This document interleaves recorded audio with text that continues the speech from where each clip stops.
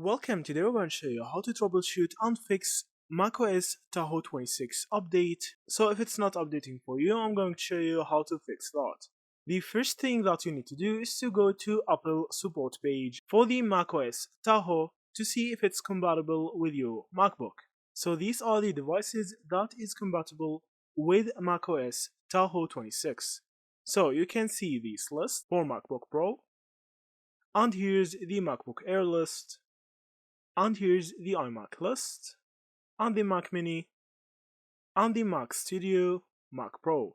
So if your device is not on the list, it's unfortunate, but you can't actually install macOS Tahoe 26. So you can stay on the latest update that you have right now, or you can try to upgrade to a new MacBook to get the newest updates.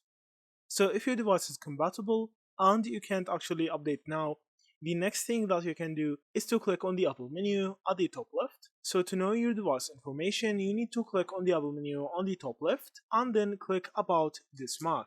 So from here you can know everything about your MacBook. So here's all the details. You can know your device type and see if it's compatible. Also, after that, you need to go to System Settings from here, and you need to go to General Settings. So from the General Settings, you need to click on Storage. I'll see from here. You need to see if you have at least 20 gigabytes of free storage.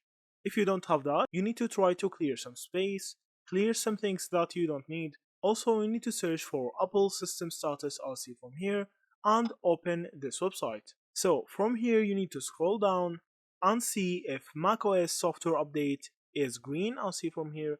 So if it's not, you need to wait a little bit of time till this goes green. Because if it wasn't green, you can't right now update your macOS. So you need to wait until this goes to green, and then you can actually update your device. So that's it. Thank you for watching and see you in the next videos.